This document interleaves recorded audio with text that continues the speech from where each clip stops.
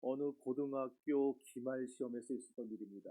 선생님이 채점을 한참 하다가 아이 참 뭐 이런 녀석이 다 있냐 혀를 차는 거예요. 그 당황하는 황당해하는 선생님을 보고 옆에 있던 동료 선생님이 아이 도대체 왜 그러세요? 뭐 때문에 그러세요? 이 답안지 좀 보시라고. 그래서 답안지를 봤더니 문제가 있고 그 밑에다가 화이트를 덕지덕지 발라놓은 거예요. 그 다음에 그 밑에 뭐라 썼냐면은 긁어보시오. 그러니까 이 선생님, 동료 선생님이 참 재밌는 녀석이네 그러고 실제로 동전을 갖다가 긁기 시작했어요. 그거를. 다 긁었는데 잠시 후에 막 화를 내면서 욕을 하는 거예요. 이 새끼 오늘 나한테 잡히기만 하면 죽여버린다 이런 거예요. 그리고 뛰쳐나갔어요. 근데 옆에 원래 채점하던 선생님이 되게 궁금할 거 아니에요. 왜 저러나. 그래서 시험지를 봤더니 이렇게 돼 있어요. 화이트가 다 긁혀져 있고 그 밑에 그 자리에 꽝 다음 기회에. 오늘 우리가요 이 구약 시대에서 구약 역사에서 가장 어둡고 혼란스러웠던 시대였던 사사기를 이제 마주하게 되었습니다. 여러분 사사기를 한마디로 정의한다면 어떻게 정의를 내릴 수 있을까요? 오늘 본문 2장 15절에 괴로움이 심한 시대였다는 겁니다. 그러니까 한마디로 괴로움이 심한 시대였다는 겁니다. 사사시대는 육체적으로도 괴로움이 심한 시대였을 뿐만 아니라 영적으로도 정신적으로도 괴로움이 심한 시대였어요. 그렇다면 사사시대는 도대체 왜 그렇게 괴로움이 심한 시대가 되었던 걸까? 기본을 놓쳤기 때문입니다. 사사시대는 기본이 안 되어 있던 사람들이 큰 소리 치던 시대였어요. 여러분 기본이 안 된 학생이 시험 때만 되면 괴로움을 당하듯이 신앙의 기본이 무너진 인생은 팔버둥을 쳐도요 그 괴로움의 늪에서 헤어나올 수가 없습니다. 오늘 본문에 등장하는 이스라엘의 형편이 딱 그 짝이었죠. 여호수아라는 거대한 신앙의 산맥이 사라지자마자 그 자리에 가나안 세대는 기다렸다는 듯이 신앙의 기본을 내팽개칩니다. 여러분 우리 신앙의 기본, 신앙인의 기본이라는 게 뭘까요? 그것은 하나님과 동행하는 겁니다. 그런데 그런 기본을 못 지키고 하나님을 떠나니까 그 결과 오늘 본문의 결론이 어떻게 났어요? 참 참혹한 문장으로 끝이 나죠. 그들의 괴로움이 심하였더라. 오늘날 어째서 신자들의 삶에 괴로움이 끊이질 않는가? 어째서 기도를 해도 답답하고 어째서 예배를 드려도 평안함이 없는가? 하나님이 무능해서 그렇습니까? 아닙니다. 우리가 신앙의 기본을 지키지 않고 자꾸 세상을 기웃거리기 때문에 그런 겁니다.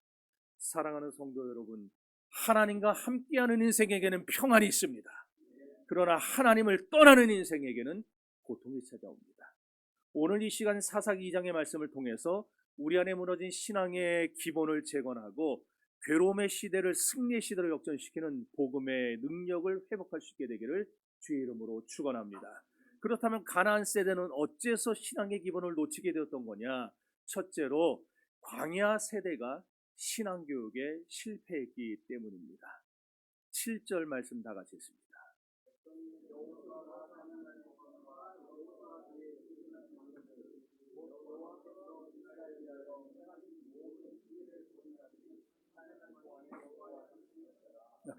여러분 이 짧은 구절 속에 사사기의 비극이 지금 내재되어 있는 걸 발견하셨습니까? 그들이 사는 날 동안에만 여호와를 섬겼다는 말이 무슨 뜻일까요?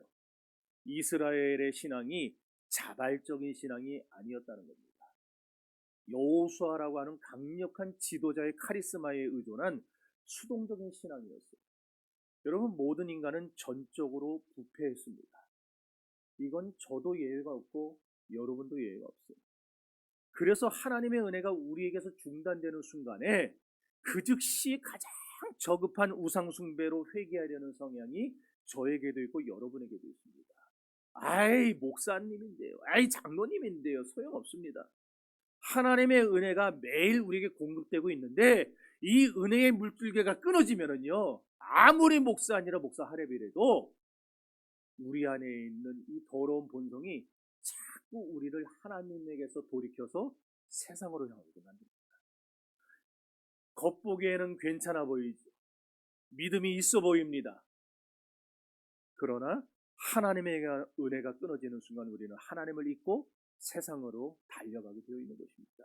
오늘 이스라엘을 보십시오. 여호수아가 살아있는 동안에는 눈치라도 봤어요. 그래서 하나님을 섬겼습니다. 그러나 그 울타리가 사라지니까 곧바로 숨어있던 죄성이 독버섯처럼 피어오르지 않습니까? 우리 교회에도요, 분명히 지금까지 살아오면서 하나님의 큰 일을 경험한 분들이 계실 겁니다. 여러분들 중에도 이만저만한 은혜들을 받고 또 뭐 기적이라면 기적이랄 수 있는 그런 걸 체험한 분들도 분명히 있을 겁니다. 하지만 훗날 그분들 다 사라지고 그 빈자리에 지식으로만 하나님을 아는 사람들이 채워진다면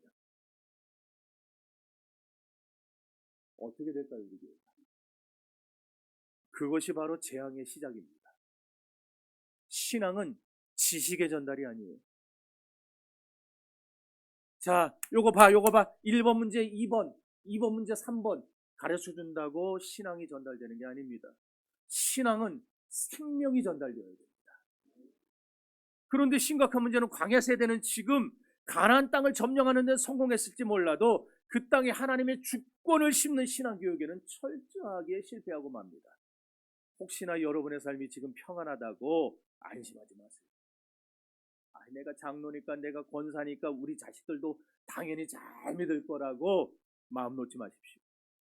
저는 지금껏 부모님이 살아계시는 동안에만, 독립하기 전까지만 자녀들이 교회에 나오는 척하는 경우를 수도 없이 봤습니다. 이 자리에도 있을 수 있어요. 부모의 등 뒤에 숨어 신앙생활하는 자녀로 만들지 마십시오. 신앙의 야성을 물려줘야 됩니다. 나의 하나님이 내 자녀의 하나님이 되도록 만들어줘야 되는 거예요. 나의 하나님은 경험했는데 내 자녀들은 하나님이 나의 하나님이 되지 못해요. 아버지의 하나님이고 어머니의 하나님이고 그냥 우리 교회의 믿음 좋은 장로님, 권사님, 집사님의 하나님이고, 우리의 자녀들이 하나님을 만나도록 해줘야 되는 것, 그것이 우리의 책임입니다. 그러므로 여러분들은 눈물의 기도를 유산으로 남겨야 됩니다. 가나안에 들어간 세대는요, 하나님도 몰랐고 하나님께서 행하신 일도 기적도 몰랐던 사람들이었어요. 이것이 비극의 시작이었습니다. 사사기 2장 10절입니다. 다른 세대가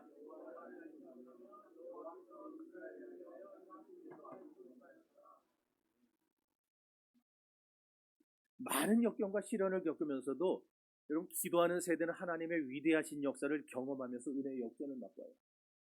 그러나 기도하지 않는 세대는 하나님이 어떤 분인지 모릅니다. 하나님이 어떠한 능력으로 자기 백성을 돕는 분인지도 모르게 됩니다. 여러분, 저는 여러분들이 자녀들에게 나중에 뭐 돈도 좀 많이 물려주시고 뭐 좀 물려줄 게 있으면 다 물려줄 수 있는 분, 명예도 물려주고 그런 분들이 되면 좋겠어요. 저는 그렇게 생각을 합니다. 아멘 안 하는 거 보니까 뭐 물려주기 싫은갑네. 그럼 다 저한테 물려주세요. 다. 그런데 돈은 물려주면서 신앙은 물려주지 못한다면요, 그건 축복이 아니에요. 그건 비극이고 저주입니다. 왜냐?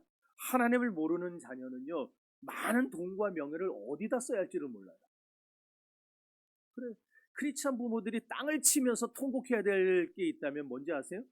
자녀들이 다른 세대, 우리는 지금 다음 세대라는 말들을 쓰고 있는데 다음 세대가 되지 못하고 다른 세대가 돼버리는 그런 조짐이 보일 때 부모들은요, 금식해야 합니다. 부모들은 통곡해야 합니다. 나는 하나님을 믿고 있는데 자녀들이 하나님을 믿지 않는다? 나는 하나님을 믿고 천국 가는데 자녀들은 지옥 간다? 이것만큼 피를 토하고 땅을 칠 일이 어디 있단 말입니까? 아차하는 순간에 우리 자녀들이 영적인 것에 무관심한 다른 세대가 되어버릴 수 있어요. 정신 안 차리면 우리 자녀들이 불신앙의 시대를 만들어갈 수 있다는 말입니다. 하나님에 대해서 관심 없어도 교회는 얼마든지 다녀요. 아닌 것 같습니까?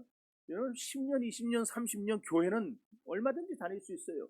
그러나 머리로만 하나님을 믿지 가슴으로 믿지 못하고 체험으로 믿지를 못합니다. 여기 있는 하나님에 대한 생각이 여기까지 내려오는데 너무 오래 걸려요. 여기로 내려와야 되는데 여전히 교회는 출석합니다. 예배 자리에는 찾아옵니다. 종교적인 행사에는 익숙합니다. 그러나 그들 마음의 중심에 하나님은 계시지 않을 수 있어요. 부목사 시절에 주일만 되면은 그 아버지도 대단해요. 애들이 한 고등학생 정도 돼 보이는 애들이에요. 그 아들 둘을 데리고 아버지가 매주 오는데 엄마는 안 나오더라고요. 그러니까 뭐 제가 뭐 그 상황은 잘 모르죠. 어떻게 됐는지 우리 교구도 아니니까. 근데 그 애들 둘이요 맨날 똥 씹은 표정이에요. 네, 똥말. 뭔지 아세요? 저는 그 표정이 의미하는 게 뭔지를 잘 알아요. 왜냐하면 제가 그랬거든요. 하여간에 은혜를 모르던 시절에 맨날 우리 엄마 손에 이끌려서 여러분 애가 얼마나 잠이 많아요. 그걸 갖다가 매일 새벽 아주 징그러 죽겠어요. 매일 새벽에 깨워가지고 그땐 토요일도 새벽 예배 있었어요. 주일날도 있고. 내가 학교에 가서 졸든 말든 우리 어머니는 그건 학교 가서 네가 선생님하고 해결할 문제고 너는 교회 나가야 된다 이래가지고 새벽에도 끌고 다녔어요. 수요예배 끌고 다니고 금요예배 끌고 다니고 주변에 부흥회한다는 부흥회 끌고 다니고 내가 아주 징그러워갖고요. 내가 어떻게 했는지 아시죠? 다 알려드렸죠? 우리 엄마만 죽으면 난 절대 교회 안 나가. 맨날 교회 끌려다니는 게 아주 그냥 진절머리가 나가지고. 우리 애들이요 저한테 아빠는 독재자라고 맨날 나한테 그렇게 나오라 그런다네. 우리 어머니가 저한테 한 것 정도만 하면 쟤네들 벌써 입에 거품 물고 기절해도 몇 번 기절했어요. 쟤네들은요.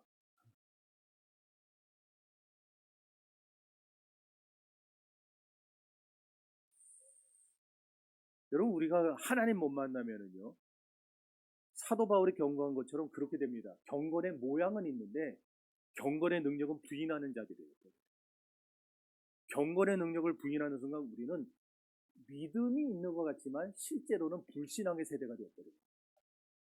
이 아침에 우리 가정과 우리 교회 영적 방어선이 무너지기 전에 여러분의 자녀들의 심령에 우리 자녀들의 심령에 살아계신 하나님의 임재를 내가 꼭 각인시켜야 되겠다라는 결심이 그런 결단이 생겨나기를 소망합니다.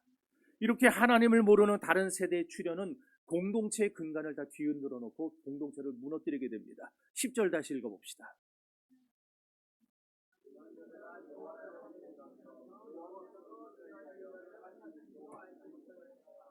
아멘. 아침에 수정하러 보냈는데 수정이 안 됐나? 여러분 다른 세대와 다음 세대는 완전히 다른 겁니다. 조상들의 세대가 죽은 후에 광야 세대가 죽은 후에 나타난 세대는 다음 세대가 되지 못하고 다른 세대가 되어버리고 말았습니다. 참으로 충격이 아닐 수 없습니다. 혈통적으로는 아브라함의 후손입니다. 여전히. 그러나 영적으로는 하나님과 아무 상관없는 자들이 되어버리고 만 겁니다. 왜 그렇습니까? 여기 알지 못한다라는 단어가요. 이게 단순히 하나님에 대해서 들어보지 못했다라는 말이 아니에요. 하나님과 어떤 인격적인 관계도 맺어본 적이 없고 하나님의 통치를 경험해 본 적도 없는 세대, 다시 말해서 하나님과 관계가 단절된 세대, 그걸 의미하는 게 알지 못했다라는 말입니다. 그러니까 다른 세대에도 물론 자라는 동안에 하나님에 대한 얘기, 성경에 대한 이야기는 들었을 겁니다. 주일학교 다녔고 예배는 참석했으니까 하나님에 대해서 어느 정도 알 겁니다. 지금 여러분 세상 나가보십시오.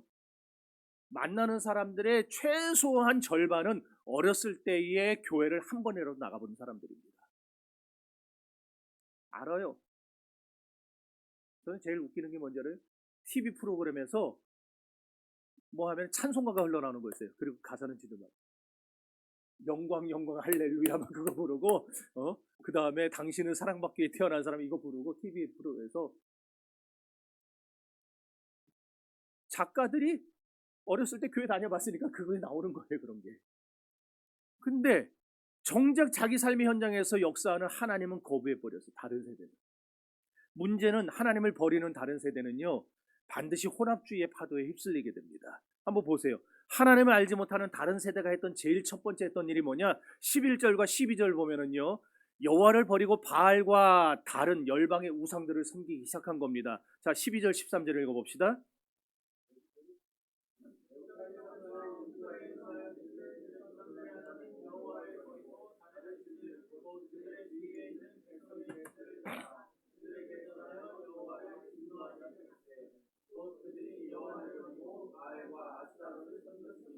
여러분 이게 인간의 실체예요. 이게 하나님을 모르는 다른 세대는 반드시 하나님도 섬기고 다른 신도 섬기는 자리로 들어갑니다. 하나님을 안 섬긴다는 게 아니라 안 믿는다는 게 아니라 하나님을 믿어요. 그런데 다른 것들도 믿어요. 그게 혼합주의입니다. 오늘날 우리 자녀들에게는 스마트폰이 하나님입니다. 아이돌들이, 세상 문화가 저들에게는 하나님입니다.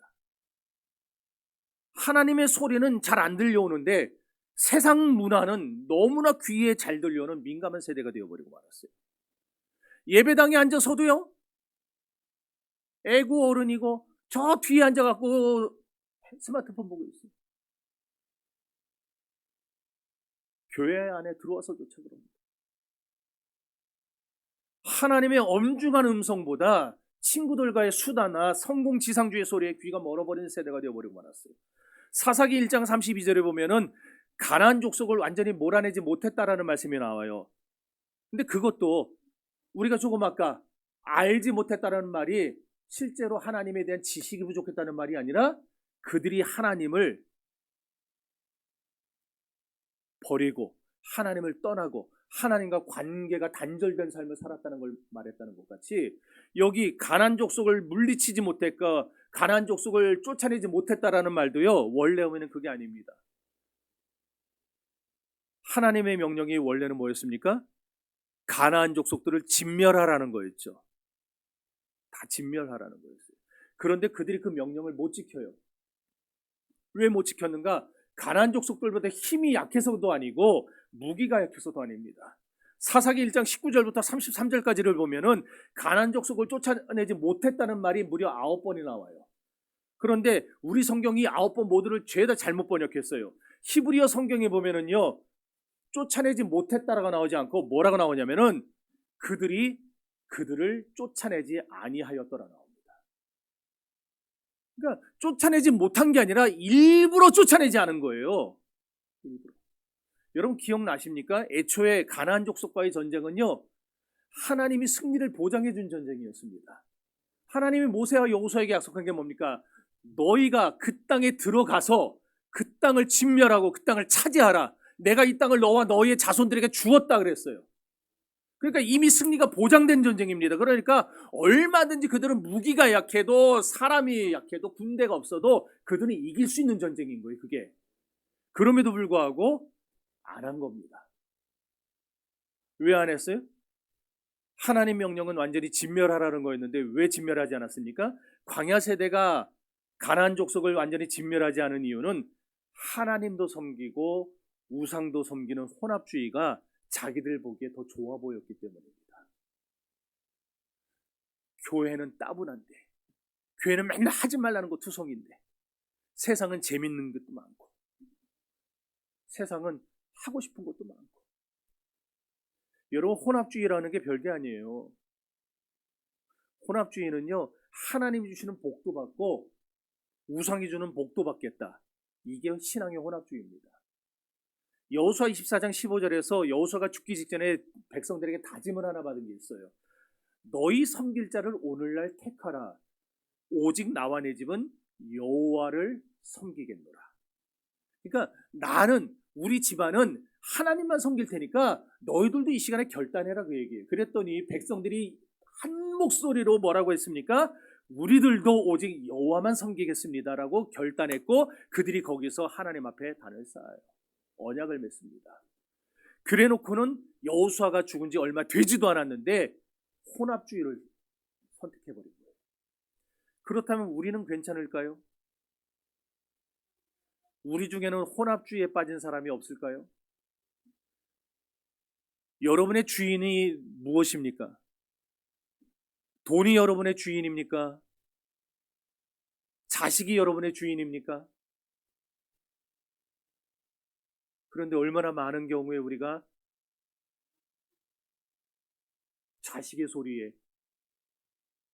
하나님보다 자식을 먼저, 하나님보다 돈을 먼저. 여러분, 우리는 하나님만을 섬기고 하나님의 뜻에만 순종해야 합니다. 이 결심이 불분명해지는 순간에 우리도 혼합주의 우상에 한 발자국 더 가까이 다가가게 되는 거예요. 교회 건물이 크고 화려하면 뭐 하겠습니까? 다음 세대가 되지 못하고 우리의 자녀들이 다른 세대가 되어버린다면 그 예배당은요, 얼마 가지 못해서 술집이 되고 클럽이 될 겁니다. 실제로 구라파에, 호주에, 미국에, 제가 전에 사진 보여드렸죠? 교회당이 술집이 돼버렸어요. 1등석이 어딘지 아세요? 1등석? 제일 비싼데 술 한 병 마시는데 1,000만 원짜리 자리, 1,000만 원 내고 술을 마시러 가요. 사람들이 미어서 대기번호 끊어요. 어딘지 아세요? 강대상 자리. 여기서 딱 놓고, 이것도 있어요, 소품으로. 이것도 있고 다 있고, 요 자리에서 술 마시는 게 그 자리에서 1시간이 1,000만 원입니다. 두 번째로 비싼 자리 어딘지 아세요? 성가대 자리.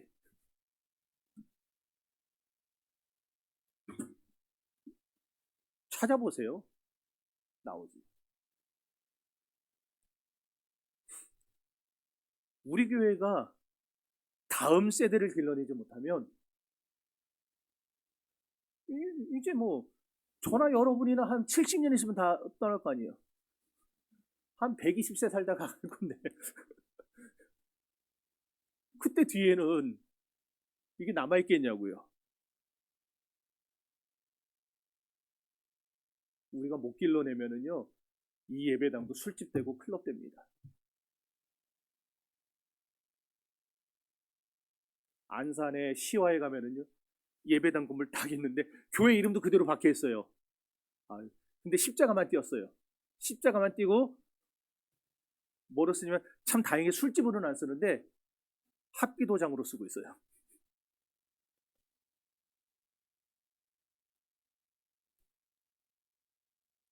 우리 자녀들에게 공부 잘하는 비결 가르쳐야죠. 그러나 그거 가르치기 이전에 하나님 경외하는 법을 먼저 가르치셔야 됩니다. 하나님을 아는 지식이 없는 다른 세대는 결국 세상의 종로로 타게 되는 겁니다. 우리가 하나님의 종이냐 세상의 종이냐 둘밖에 없어요. 그러니까 우리가 하나님의 종이 되면 하나님은 우리가 세상을 이기게 만드십니다. 그러나 세상의 종이 되기를 원하면은요, 우리는 결국 세상에게 온갖 시련과 고통만 당하다 그냥 끝나버리고 말아요. 두 번째로, 왜 다른 세대가 되고 말았는가? 왜 그들이 기본을 떠나버렸는가? 하나님을 버리고 우상을 선택했기 때문입니다. 자, 14절 15절 읽어봅시다.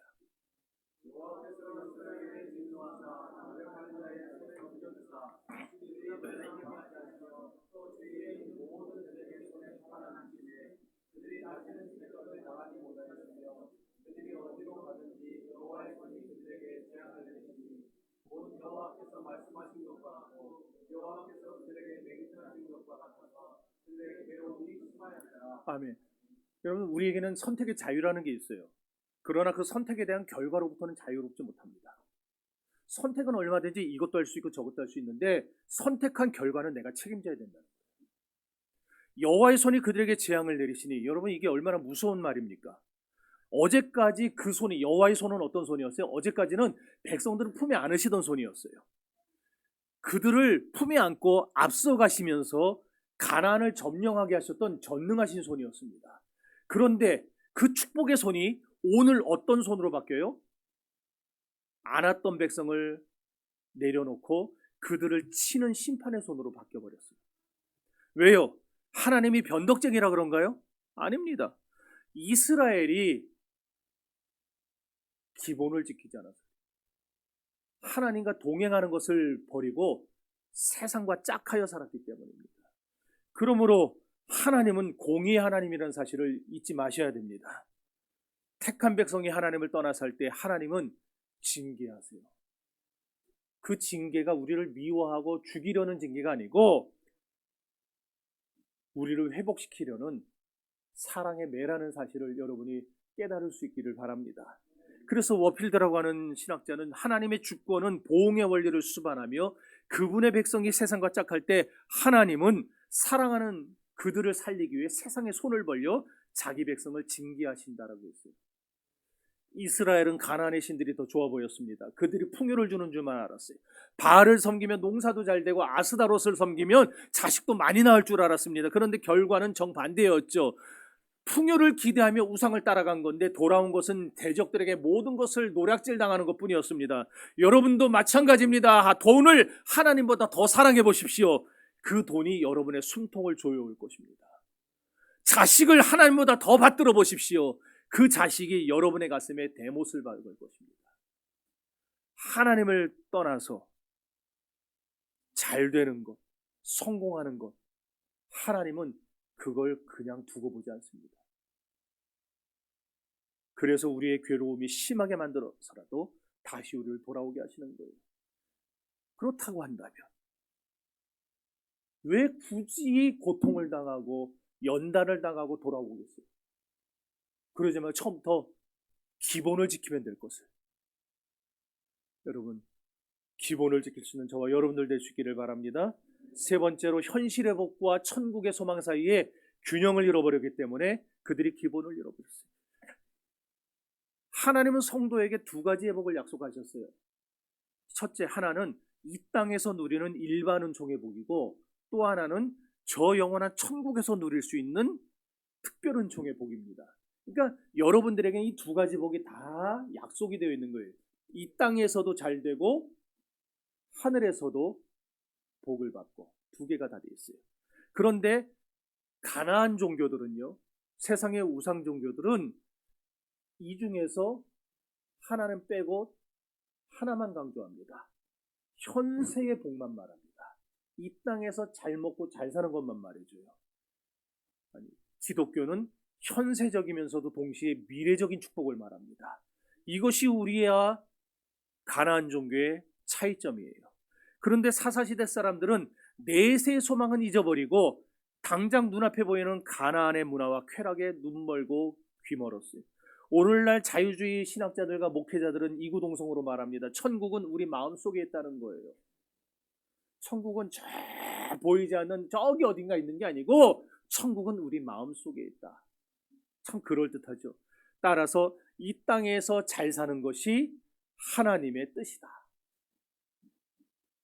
저도 이만큼 동의합니다. 그러나 그거 사탄의 속삭임이에요.